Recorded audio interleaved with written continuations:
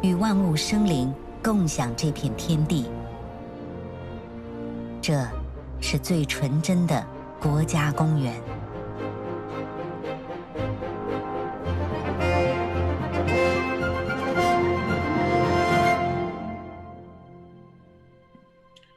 Welcome, everybody. My name is Miguel Rojas-Sotelo. I'm the director of the Watertowns Environmental Film Festival, and I want to welcome you all to this very special presentation about the national park system in China. I want to remind you that we are going live via Zoom and with covering audiences both in China and the US. We are very glad Professor Binbin Li can join us. But without any other remarks, I want to invite Professor Binbin Li to share with us her experiences as a researcher, a professor of environmental sciences, of course, advocate of issues of nature and conservation in China. Professor Binbin Li is assistant professor of environmental sciences and part of the Environmental Research Center at Qinghai University. She also holds a secondary appointment with the Nicholas School of the Environment at Duke University. Her research focuses on loss of biodiversity, endangered and endemic species conservation, such as the giant pandas, priority setting and management of protected areas, and the promotion of innovative technology, markets, and policies to solve conservation problems in a local community level in China. Dr. Li is a PhD alum from the Environmental School of the Environment at Duke University with a Master's in Science and Natural Resource and Environmental Science from University of Michigan and a BS in Life Sciences with a dual degree in Economics from Peking University. Then, without any other remarks, thank you, Binbin, for joining us. Thank you, everybody, for being here. You can share your questions via the Q&A function at Zoom. I'll be also monitoring the 32 people we have live on Facebook and sharing any questions they have. Okay, thank you so much, Miguel, for your introduction. And I'm very honored to be here and then share some stories about national parks in China. So I will share my screen.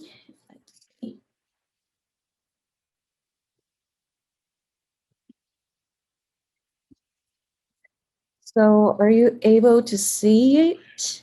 Yes, perfect. It works very well. All right. So I think because this is for the Watertown Film Festival, so I will try to combine more visuals and also with science. So if you have any questions, I'm happy and we'll leave some time at the end. So basically, as what Miguel has mentioned, I study a lot with the protected areas, especially in China. And I'm not sure if you are here to watch the documentaries, but basically they review some of the key features. But in case you didn't, so let's go for the first part, why China is special. And then this map actually shows the vertebrate species all over the world and actually is produced by Dr. Stuart Pim's group. And actually, if we look at the areas with similar latitude with China, and actually China has richer biodiversity compared to the countries in the similar latitudes. And actually China accounts for about 6.5% of the land area and has about 19% of the world population.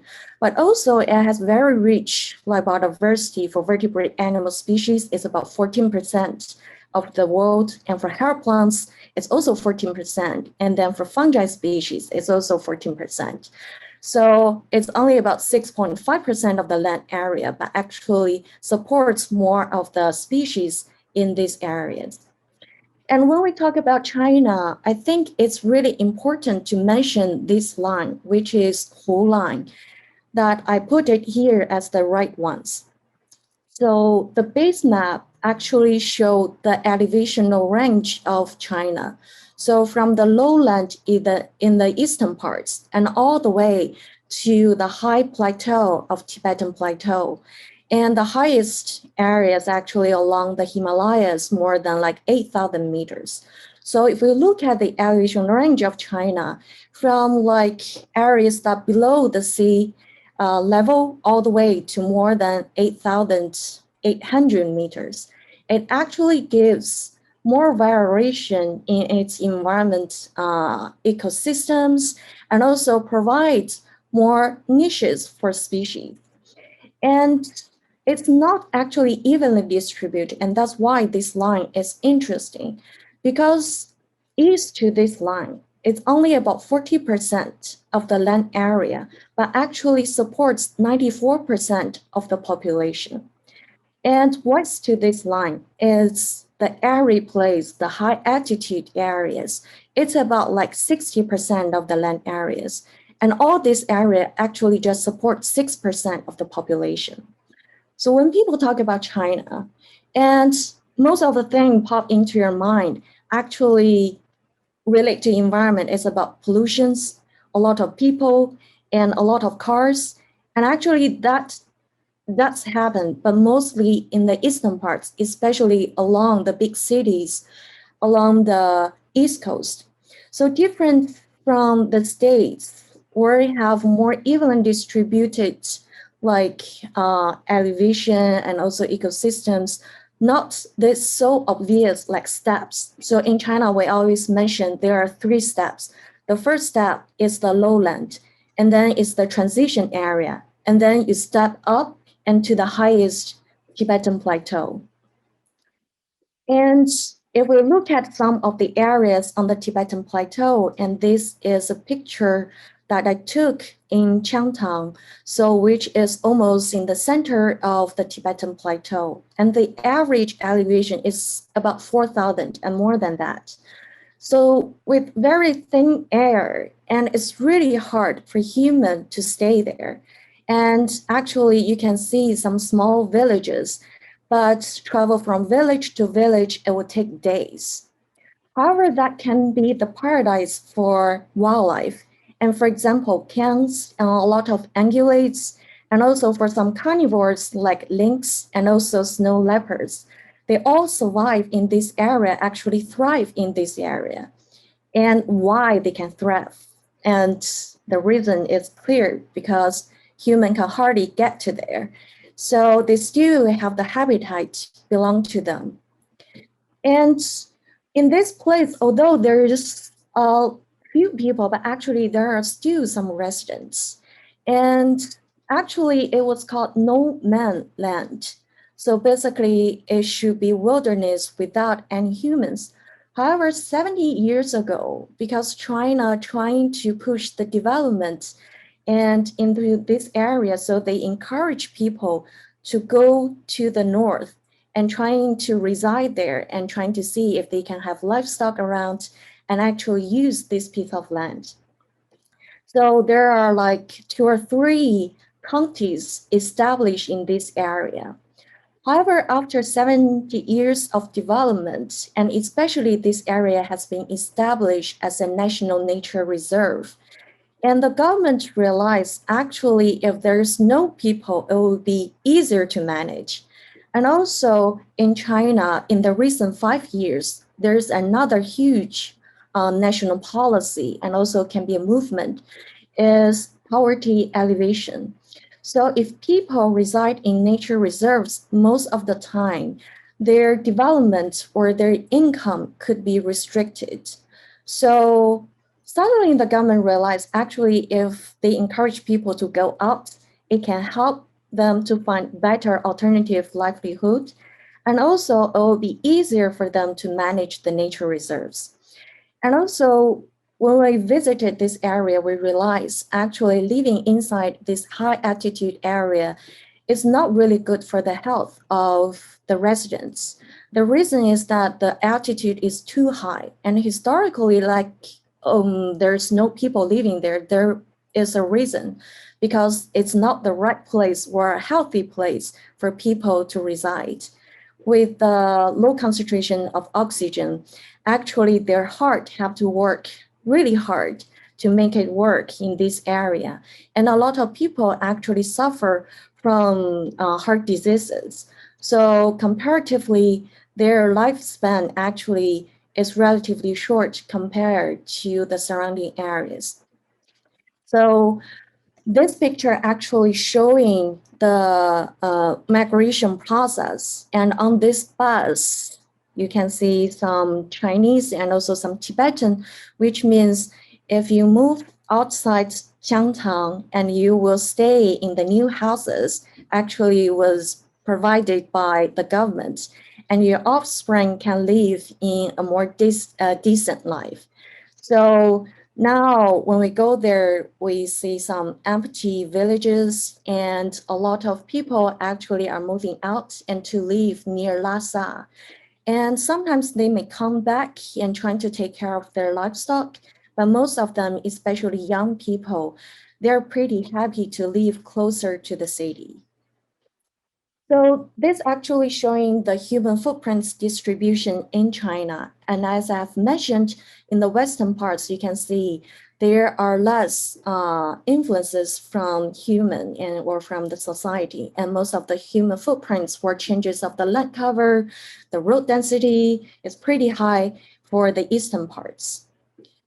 But then with a lot of people and also with rich biodiversity, there's always a question, how should we balance the development and with conservation? And I think for conservation, especially for biodiversity conservation, we always divide our tools into three categories. And the first one, we classify it as fence and fine. Basically is the protected area idea. So we always think they are the cornerstone for biodiversity conservation. And also there are other tools, for example, direct payment for ecosystem services. And actually in China, we probably have some of the largest payment for ecosystem services projects in the world. And for example, the Grain for Grain program, so which was initiated in year 2000. So basically for farmers who have croplands on the slopes, especially steep slopes, the government will provide subsidy to ask them to return their cropland and plant trees on their cropland and to let the forest to regrow. And the regeneration and also the restoration of the forest actually mostly encouraged in the upstream of some main rivers in China. For example, the Yangtze River, the Yellow River, the Mekong River. And one of the reasons why we have so many national forest policies or conservation policies around 2000 is because in 1998, we had a big flooding and from Yangtze River. And the major driver was because the deforestation for the upstream areas. So the soil retention and also to mitigate flooding was hugely reduced because we did not have any forests in this area. So then the government realized actually we need forests, especially in these areas that are really important for the social security. And also we have indirect approaches, basically is to provide alternative livelihoods for the local communities so that they do not depend on the natural resource like depletion or the damages of the local environment to get their income. So I think for this sharing, I will focus more on the first part, but if you have questions for the last two, I'm happy to answer them later in the answer Q&A. So let's go into protected areas in China. So if you know, like the target for 2020 all over the world, and for the Archie target actually is to protect 17% of the land area and 10% for oceans. And actually for China, we have already protected 18% of the land areas. So it has like more than 10 types of protected areas and also more than like 11,000 protected areas in China. However, if we talk about protected area system in China, there is one that we have to mention is the nature reserve system. It was one of the most important type in China before 2018. So this map actually showing the distribution of nature reserves in China. The red ones means the national level, and then the black one means it's local level. So just for nature reserve system, it covers about 15% of the land areas. And so only 3% was covered by other types of protected areas. And also the national level ones are more important because first, for the area, actually they account for 10% of the land area. And it's only about 474 national level ones. And all the nature reserves is about 2,700. So there's a lot more local level ones, but usually they're smaller and they're less funded, and they may not even have a physical institute to manage this area. And for a lot of the areas, when we ask them, where are your boundaries? And people do not know. Even for the central government, they do not know the boundary of this area. So it's kind of hard to measure whether they're effective or not. And also we did this study, and also it's a collaboration with Dr. Stuart Pim, and to look at how the nature reserve system developed over the last 20 years. So actually for China, the development of the nature reserve system, we can divide into 3 periods. With the first nature reserve, or actually the first protected area was established in 1956. So this will be the year 0 for protected area in China. And then there is a slow development of nature reserves until 1993. And then China has some major policies and also joined some international conventions. So trying to actually put more efforts into the protected area development. So from 1993 till like about 2008, we have a rapid development period. So this graph actually show the changes in the number of nature reserves and also the area covered by nature reserves. And also we divide into national level ones and local level ones. So no matter from the number or the area change, actually you can see there's a rapid increase during the second phase. And then from 2007, 2008, we kind of got into the plateau areas. There seems no more room to expand our nature reserve system. And even for some nature reserves, especially local ones, we have seen a decrease in the total areas. And especially we call it could be like PADDD, and happens mostly to the local nature reserves. So it could be they figure out maybe we have delineate some wrong boundaries and include a lot of urban areas or residence areas into the protected area. So there's a change of boundary. Or maybe they find out, okay, maybe there are some mines, there are some natural resources, we want to use it. So they do the planning again and then change the boundary. No matter which way to go, and actually we see the decrease of areas. So now we have a relatively constant number of nature reserves and also the total area covered by that. And if we look at like different periods, actually the change is pretty obvious where the government want to establish the protected areas. So for the first period, and basically it's all over the place. And then for the second phase, to the rapid increase areas, and we can see a lot of large reserves established in the western parts, especially on Tibetan Plateau, where we just mentioned there's fewer people and it's not really good for people to live.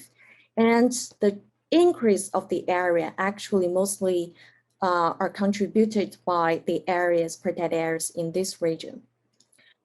So while we're having more nature reserves and cover more area, are they good in protecting biodiversity? So this is a key question, and we want to answer and also trying to see whether they're effective. So we look at how this nature reserve expansion cover different biomes. So similarly to this one, and we can see most of the increase actually are for mountain grassland and shrublands, which are shown as this beige area here. So if you look at the number, and it's more than the other forest ecosystems, while a lot of biomes, they kind of get to this plateau around like 2003, 2007, there's still some areas still keep increasing. And if we look at this, and it's the temperate broadleaf and mixed forest, and actually these are the areas like very important for a lot of species, especially for forests. And as we know, there are more species living in forests, and especially in China, in this region. So actually the increase of coverage in this biome mentioned there's some intentional like protection happened in the recent decades. And I think they can be explained by several factors. So while the second phase is more like chaos, we're trying to reach the area target, when getting to the last phase, science actually play a more important role. And there's a lot of scientists directly engaged with the conservation planning. So a lot of top-down approach has happened. So a lot of scientists will work on the central government give suggestion where we should put new protected areas. And then it's more intentional and more targeted towards the gaps of protected areas. So although we're still following similar trends, like we're chasing the target of area, but there are still some lucky parts of the expansion. Some biomes, especially forest biomes, are benefit from the last phase of the expansion. And similarly, we can look species, how many percent of their range actually is covered by our protected area. And if we look at biome and put it as a random protection, whether the species live within this biome are better protected. So for some areas, for example, tropical and subtropical moist broad forests, although the protection is really, really like little compared to the other biomes, for example, mountain grassland and shrublands, which cover about like 25 or 30% of the biome. Tropical forests only about like 1 or 2%. But the species live within this actually have more of their range covered by protected areas. So basically means, although we put only a few protected areas in this like biome, but actually they serve as a good way to protect biodiversity. On the contrary, for the mountain grassland, basically we just put it there, and no matter it can cover the species range or not. So if we look at the effectiveness of covering species ranges, and actually they benefit less from the protected area, especially the nature reserves. However, there's a lot of problems with the nature reserve system, which was once the most important protected area type. So here is the distribution of China's biodiversity. So if we look at, for example, all the species, mammals, birds, and amphibians, most of them actually concentrate on the tropical region or the warm region. And if we look at the endemic species, they actually concentrate in the transition zone that I just mentioned, and also some eastern parts. And for amphibians, because it requires humid area and warm area, so the distribution of endemic species is a little bit different. But then we can identify some key areas for protection, for example, the endemic centers, and to look at how our protected areas, especially the nature reserve, protect, for example, the endemic species. And what we did is we concentrate on two groups of species. One is the threatened species identified by IUCN, the endemic ones, and also the non-threatened endemic species. However, their range are very limited because deforestation or the habitat loss. And then we put these two groups together as species of concern, these new groups. So we want to prioritize the conservation of this group because they're endemic. If they go extinct, and then you cannot find them anymore in the world. And also, they usually have limited distribution, so they're more vulnerable to habitat loss compared to other species. However, we also want to identify what are the gap species. So in this way, we're trying to understand how the national nature reserves protect these species. If this is a small range species, for example, smaller than 10,000 square kilometers, and then the goal is to protect 100% of its range, or like 1,000 square kilometers, whichever comes first. If it is a large range species, and then the goal of protected areas is 10%. So if they do not reach this requirement, and we'll identify it as a gap species. And then we can overlay this gap species and to see where are the areas that are hotspots for the gap species. And this should be the place for future protected area expansion. And actually there are 4 places come up and to be the hotspots. And then the first one is Sichuan. So actually Sichuan is a province, and you may know have a lot of good, delicious food and spicy hot pots and also pandas. Compared to other provinces, this province has more protected area. However, as what I've shown here, is the hotspots for the endemic species. So it means the coverage of protected area should not be even across different regions. And for some areas like Sichuan, if it is the hotspot for biodiversity, and definitely it will need more protected areas. So it actually point out to some gap area, and actually could be the win-win outcome in the future, because these are the areas for pandas, but also the hotspots for gap species for other endemic species. And the second areas, Yunnan, is similar to Sichuan, and then it's Nanling in Guangdong area. So if we look closely to this area, actually you can see they still have some protected areas here. They're in the right place, but the problem is they're too small. And this is one of the major problems with the existing nature reserves, especially in the eastern parts of China, is their size and their area is too small and to provide efficient coverage of the species. And Hainan is the third problem. And actually there are some protected areas, nature reserves established for them, but actually they have a high concentration of gap species. And these species are mainly amphibians. So similar to a lot of countries, mammals and birds always get more attention and support, and amphibians kind of on the low end of the priority list. So although Hainan, which is an island to the south, has so many endemic species, but because they're amphibians, so people do not put protected area in this region to protect this overlooked taxa.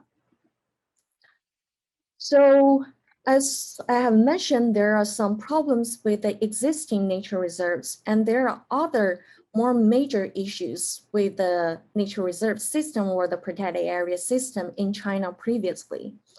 For example, there are a lot of types of protected areas. It can be nature reserves, it can be forest parks, it can be wetland parks, national parks, scenic spots, geopark, national water park, ocean park, desert park, marine special reserves. There are so many types of them. And it's not the root problem. The root problem is there are so many institutes or government departments in charge of these different types of nature reserves. And they have overlap designation. And this shows Hainan Island as well, showing the overlapped types of protected areas. So for some area, and you can see that just the same area, it can have different types of protected area type and can be managed by different departments. And this is especially obvious for Jiuzhaigou, which is also have been shown in the documentary, just like before the talk. So for Jiuzhaigou, actually it has 3 names and 3 different government departments manage it. So first one, it is a national nature reserve established for GM pandas, and it is managed by the State Forestry Administration. And also, it is a really famous national scenic spot. And for this name, and it's also a type of protected area, it's managed by the Ministry of Housing and Urban Rural Development. And third, it's also a national geopark for conserving its geological landscape. And this type of protected area is managed by the Ministry of Land Resources. So just the same piece of land, actually it has different management departments. And in Chinese, we always say it's just one child, but you have so many moms. So when you have so many moms like taking care of you, and sometimes it's not more efficient and it will become a chaos. And especially local government also play a role.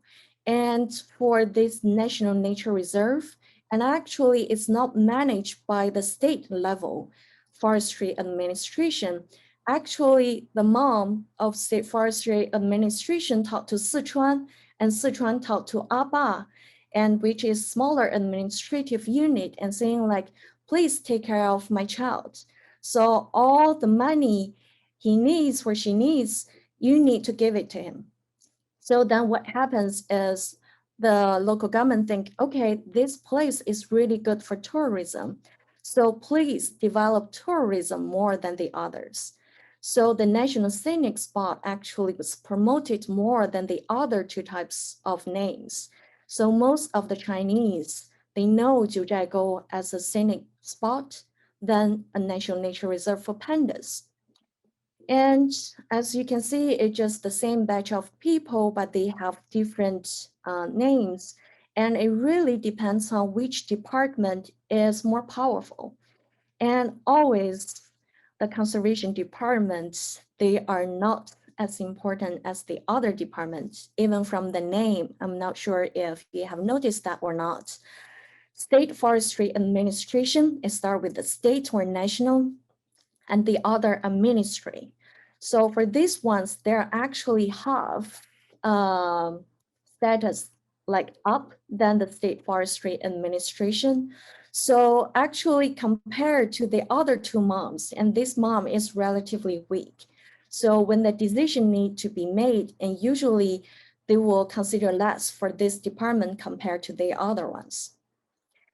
And this picture was taken while we were doing the research into Jiuzhaigou National Nature Reserves, and because of the earthquake happened in 2017, and then they shut down for a year, and then no tourists visit, so provide a good time for us to do research. But just the same place, if you go there now, or if you have visited before, you could remember the thing like this. It will be packed with tons of tourists. And for every year, it will be more than like 4 or 5 million visitors to this place. And actually the local management institute, or you can call it National Nature Reserve Management Unit, their top goal actually is to guarantee every year there are that many tourists come to their park, instead of, okay, protecting biodiversity will be the top priority. So what was the consequence? It's like in 1988, in this park, we have at least 7 pandas, but then in 2000, we only found 2 pandas. And in 2013, it's about 3, just 1 more. However, in surrounding areas, actually the population all increased. So which means the tourism which this park trying to promote and actually could cause some negative impact for biodiversity, especially for some target species that this park trying to conserve. So This caused some discussion and rethinking about China's protected area system. And a lot of researchers and also the managers, they know the problems with the nature reserve system and thinking whether we should reform the nature reserve system and also the whole protected area system. Because as I've mentioned, there are more than 10 types of protected areas. They're managed actually by more than 12 departments. So they all mention conservation, but in different departments, it means different things. So if there's no single institute in charge of protection, and then in the long run, or maybe just in 5 or 10 years, most of the areas we may lose the biodiversity or the key ecosystem process. So in 2018, actually, there was a restructure of government agencies and not just limit to the protected area system, but actually to a lot of other departments. So then all the management of the protected areas are all under the jurisdiction of the Ministry of Natural Resources, which is a new ministry.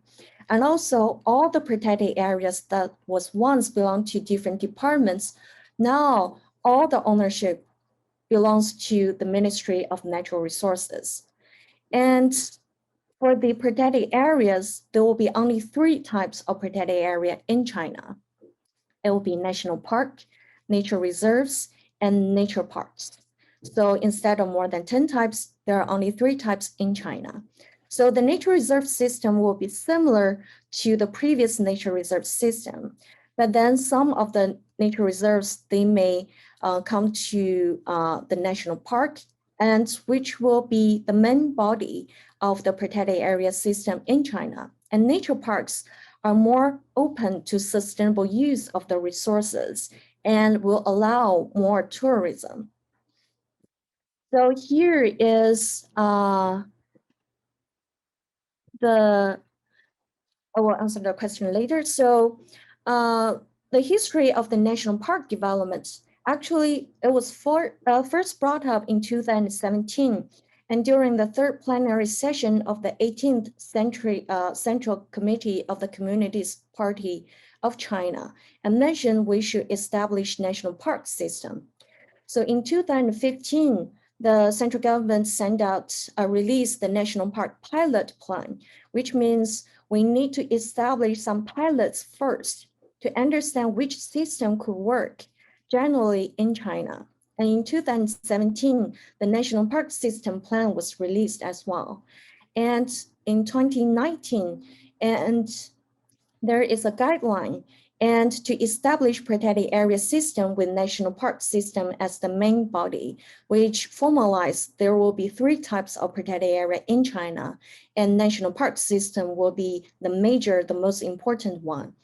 And actually last year should be the last year for the pilot stage, but because there was a lot of things happening, including the pandemic and also slow process for some of the pilot sites.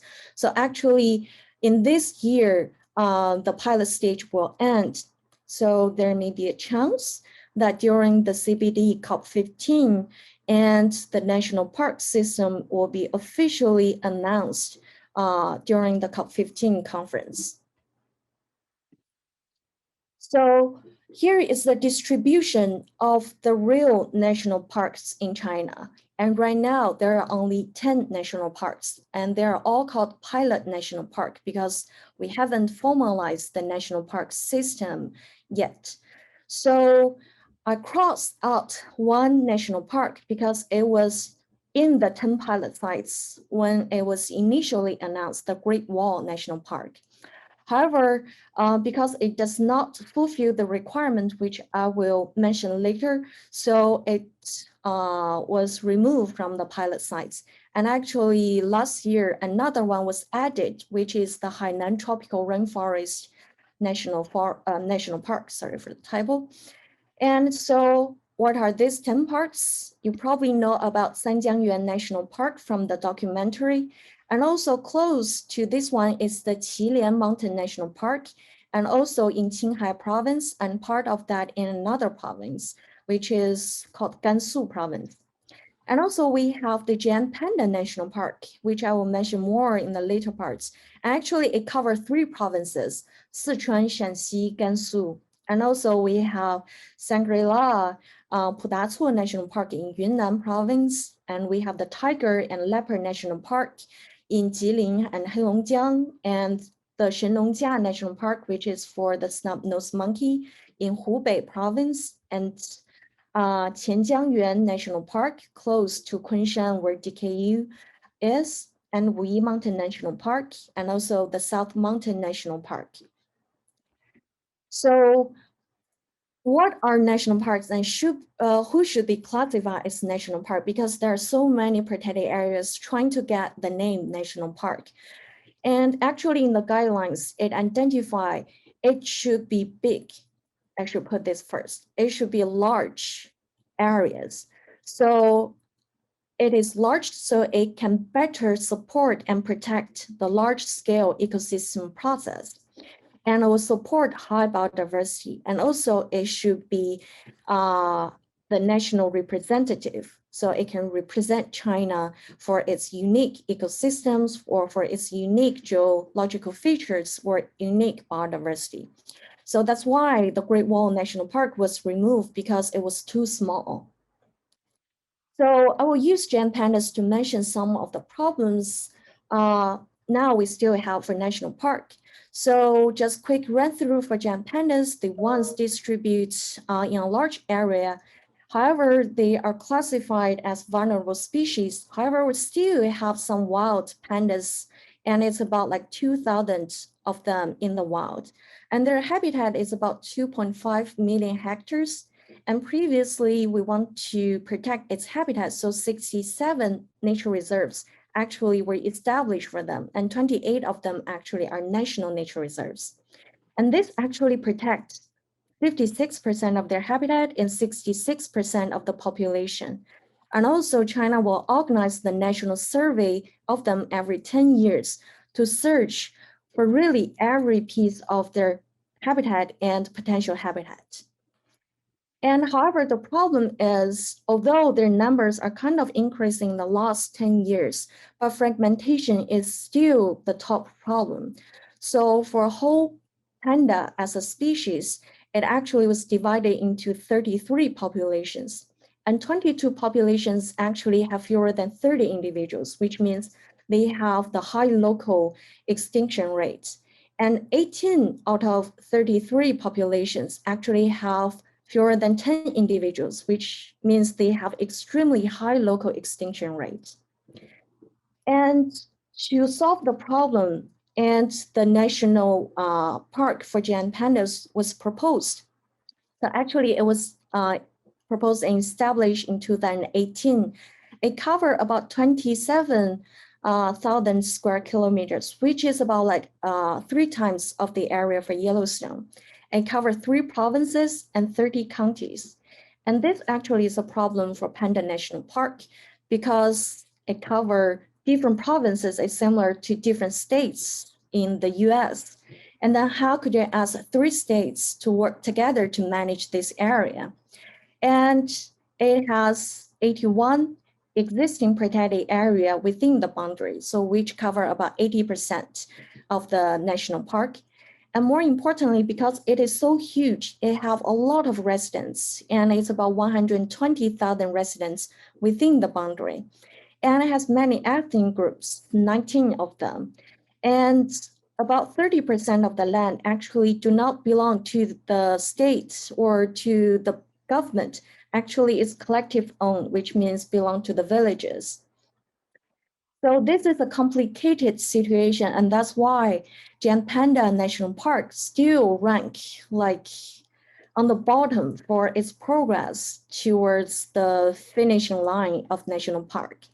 And for the threats of pandas, it was logging, farming, hydropower, and then changed to mining, roads, and residents. And because of the national forest policies, logging and farming were not the top threats anymore. However, we find out livestock grazing become the most prevalent disturbance in panda habitat. More than 1/3 of the area, we can see livestock grazing disturbance. And these points are all the livestock signs within the panda habitat. So we take one area to see how livestock grazing could impact the panda habitat and how to solve this problem, because that will matter a lot to the management of national parks. So we take the nature reserve like Wanglang as an example as our first step to look into the issue. So all the other sites were protected by other nature reserves. And there is only one direction that is not protected, and actually is neighboring with a township called Baima Tibetans.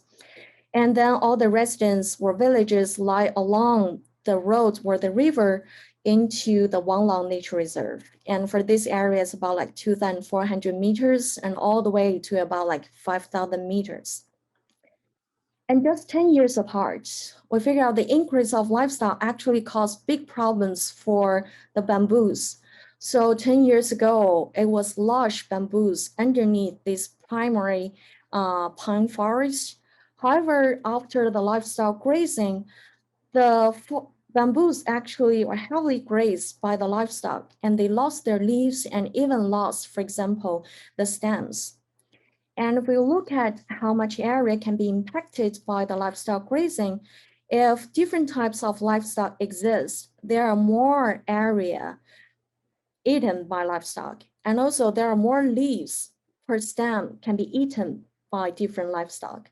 However, if there's just one livestock, and then actually horse cause more damage, and actually horse was not a traditional livestock in the panda habitat, especially in this area. But now they have more horses in this region. And not only to the bamboos, but also the grazing caused big problem to the regeneration of bamboos. So for the bamboos, just within one growing season, which is just a summer season, it can grow to the same height of the adult bamboo and is the similar diameters. However, if we have livestock grazing, they not only eat leaves, but they also eat stems. So the height of shoots and bamboo all reduce. But then also the new shoots for the grazed areas, they're thinner and weaker than the normal areas. So actually we find out the shooting rate actually is just 1/5 of the normal shooting rates. And also 42% of the plots that we surveyed, actually there were no shoots at all.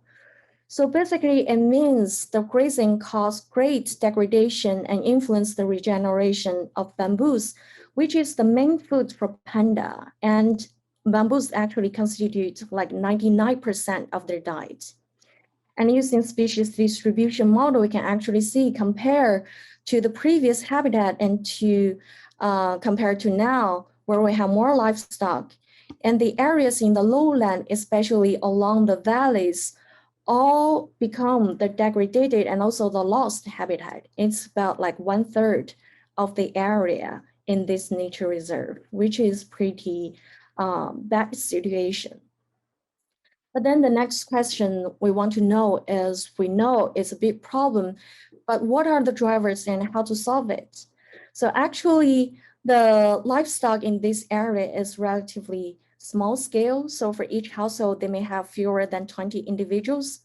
And they free range these livestock in the forest. And for them, it's free food. And also it's relatively high altitude.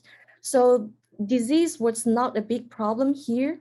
So they do not have to invest in medicines or in the feed. They only feed them salt, which we actually calculate is only about like $7 per animal per year. So for them, it's low cost. And they only go into the mountains to feed salt like once or twice per month. So for them, it's less labor intensive. However, you can imagine they may have a chance of lose the animal, and also during winter when there's a short of food, and the animals may starve to death. And especially for the newborns, and actually more than half of the newborns could not survive the first year. So for most of the households, they have fewer livestock, and actually is concentrated on these several households that they have a lot of livestock. And these are the rich families and elite families. And they actually have more than 40% of the livestock for the hometowns. So actually, these households will be the main target for solving these issues. And also, we wonder how different policies could influence. So for 1998, we have the National Forest Conservation Project, which have a logging ban, so to ban the logging of natural forests, so which actually reduced the income by 80%. And then in 2000, there's Grain for Grain project. So a lot of the households do not have a lot of farm land to grow crops. And during the similar periods in 1999 to 2002, actually by WWF and Europe, and there is an integrated conservation and development project, and trying to find the alternative livelihood for this region, and actually developed the first ecotourism in China. So people, especially from California in the States, they came to this area to experience the culture and to see the panda habitats. However, we figure out with this help, they only like about 3 or 4 or 5 years. And after a while, they develop tourism, they accumulate a lot of money, but then there is a shock. And from the environment, first one is the dam construction, the hydropower development in this region. So it kind of destroy the roads because a lot of large trucks will travel around, and this will influence the tourism. And then in 2008, there was a big earthquake in Sichuan province and further cut the tourism into this area. And what people do with the money they already earned, and especially horse riding was encouraged during the tourism development during this year. And that's why they bought more horses, because they want the tourists to ride. But then they have no more tourists. And they said, probably we just raise them as the meat production pathway. So they just raise more cattle and have more horses, and they sell them to the nearby city.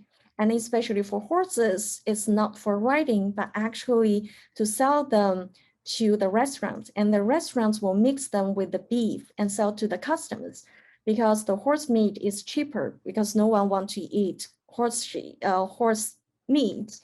So they can lower their cost.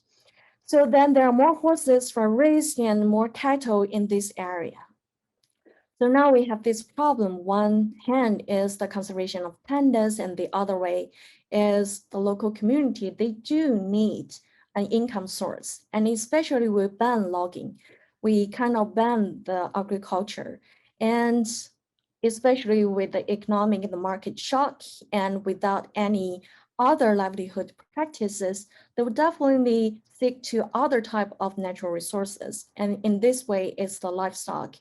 And the better way is to find what could be the alternative outlet for their income. So actually, because of the study and also our continuous efforts in this area, and the local government issue a policy trying to solve this problem in this nature reserve. But the problem right now is the new national park is proposed. And this is our study area in Wanglang. And this is the Baima Tibetan township. So previously, we're trying to solve the problems within the nature reserve, because we have a law, which is the nature reserve protection law. So actually, livestock grazing was illegal, but it was really hard to manage. It actually connect with the livelihood of local communities. So a lot of managers, they do not really know how to solve the problem, because if you do not provide income or payments, and then the local people will always go back and to do it again. And it's kind of easy to issue a policy and solve the problem within one nature reserve. However, now, no matter the nature reserve or the township, they're all included in the national park. So now is the question, how to manage livestock, not only in the existing protected areas and other types of protected area, is how to manage livestock grazing as a whole in this larger area.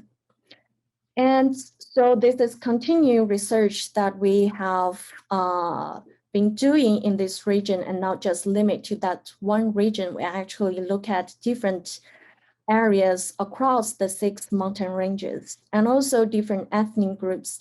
They have different cultures, and they may think livestock are really important to their agriculture. And someone, they said, okay, the normal way or the Western way of raising the livestock could not work, because only the livestock eating the grass and feed by their grain are more delicious and more holy. So when they need to have some cultural practices, they will only use the livestock that raised in this way.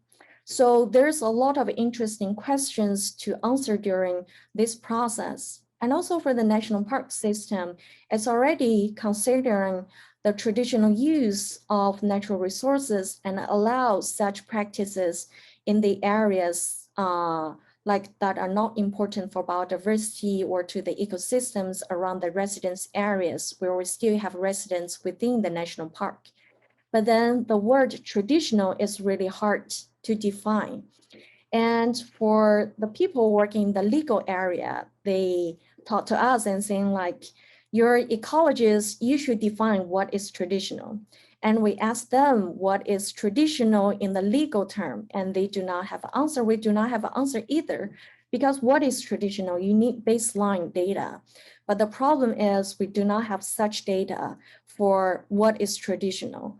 So what we're trying to do right now is trying to use different livestock density and to see how different density influence the community composition of different taxa, and then trying to understand which level could be sustainable level and use that to define the carrying capacity, or trying to say, okay, this is a level that we should allow for the traditional use.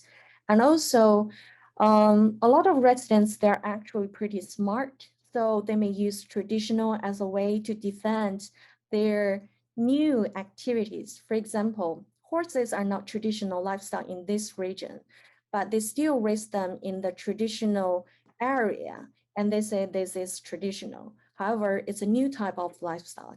And then they use the livestock in different way. Previously, it could be for subsistence, for their own use, and now they sell to the market. Or previously, they just use them for riding, but now they sell them to the market as meat. So it's very important to define what is traditional, and most important, what could be sustainable.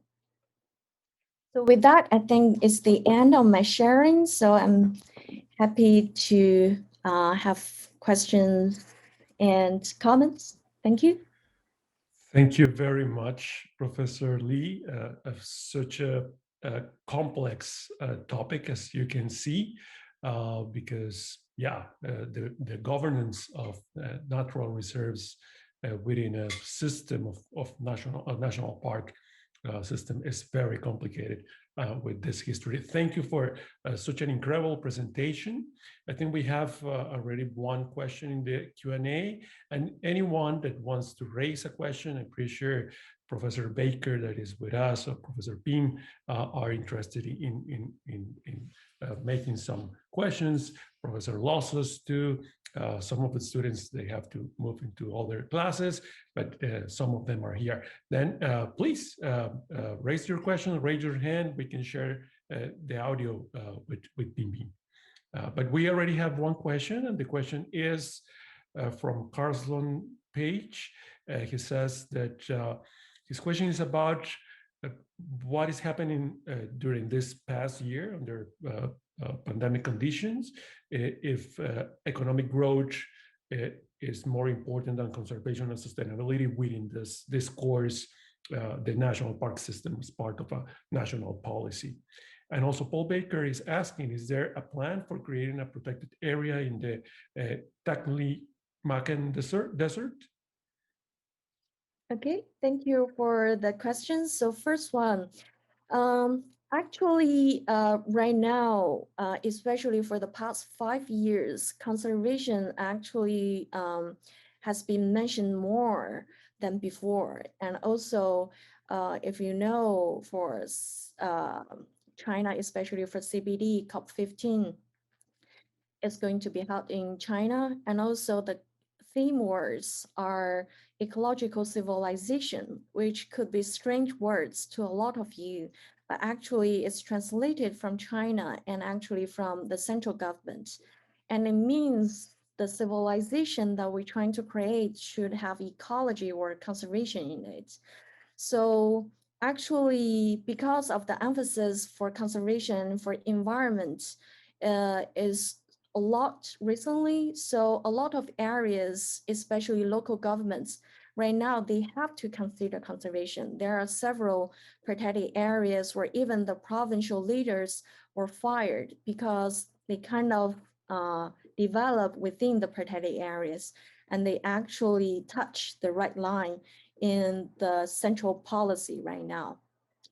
So during the COVID-19 conditions, I think similar to a lot of countries, the major task for the government is to control the spread of the diseases. And from what I know for conservation, basically the funding actually was still issued to different protected area. It was not influenced that much.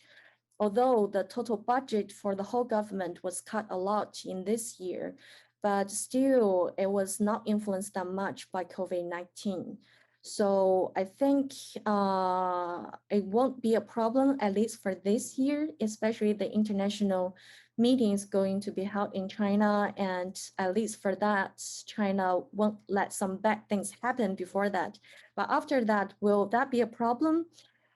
Maybe not, because the central government right now is pretty stable and determined in environment, and including its commitment to climate change.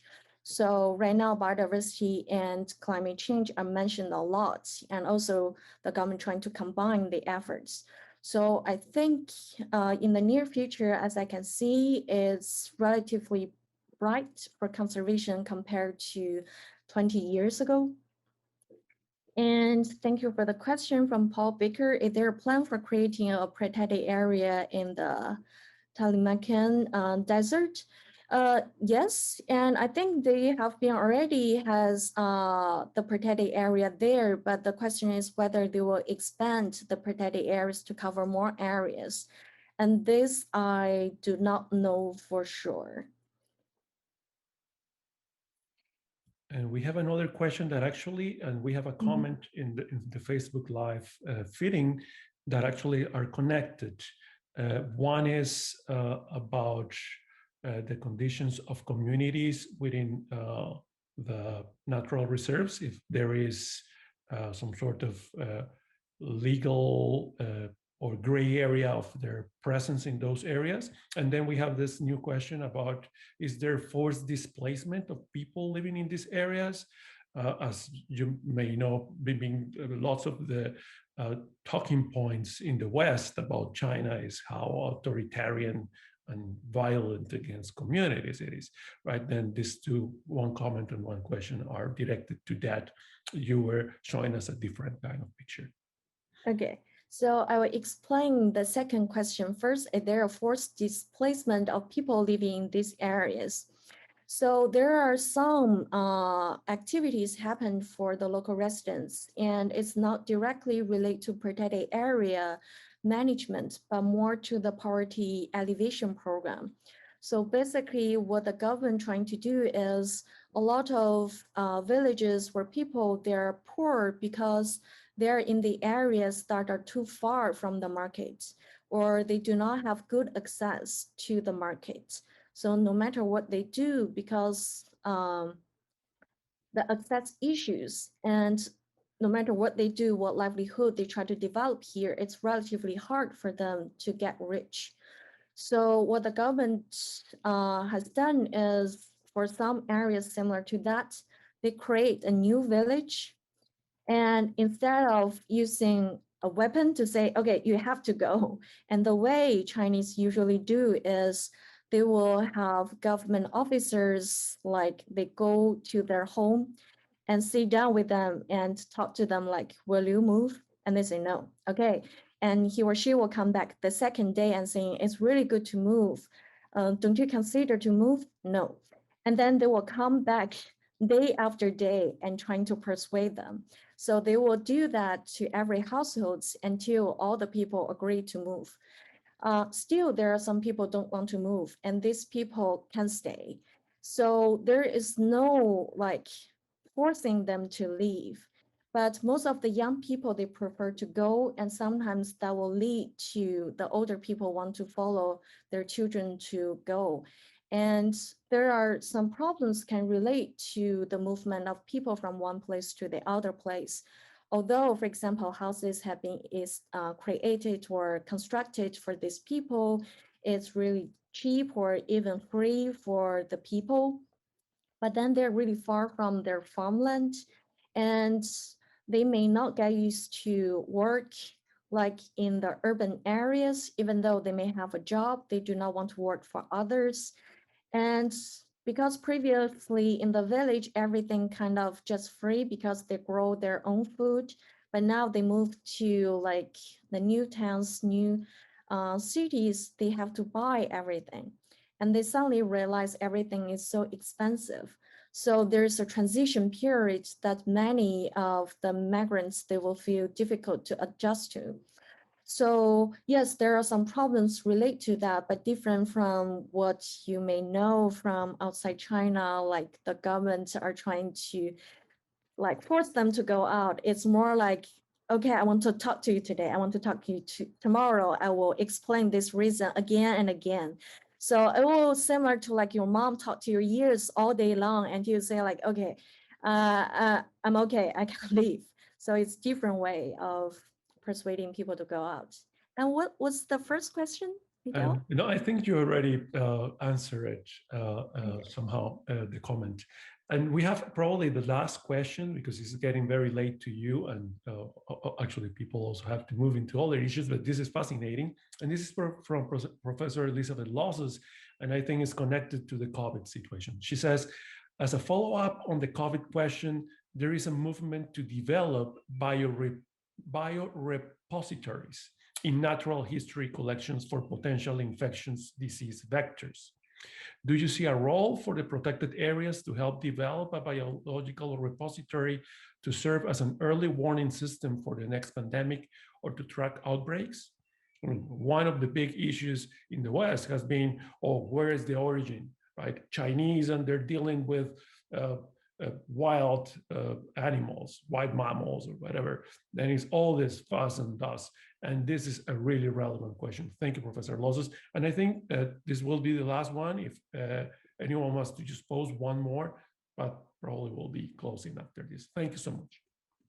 Yes, thanks, Liz, for this question. And actually, this is one of like my research projects as well, because as studying livestock grazing and wildlife habitat, actually we realize it's a problem. Like we need to monitor what's going on in the wild because there's a high chance it can be transmitted to livestock or from livestock to wildlife or to human society. And so we have actually reviewed the current system in China. Actually, there is a wildlife disease and pathogen monitoring system in China, and more than like 740 stations actually monitoring what's going on in the wild for wildlife. And then even just for one migration season, for example, for birds, and then it could be like more than 50,000 samples collected to examine the virus and pathogens within these samples. And still, we figure out there are some improvement that the current system need to do. And one thing is, for example, a lot of rangers in the protected areas, they're actually the outlooks for the possible outbreaks of diseases in wildlife. And there actually is a system for them to report such cases, but then they can hardly be the one to collect these samples because most of them are not trained to collect the samples, which can be a threat to them if they're not trained well. And there's a certain way you need to preserve these samples, and need certain way to transport them to the right laboratories.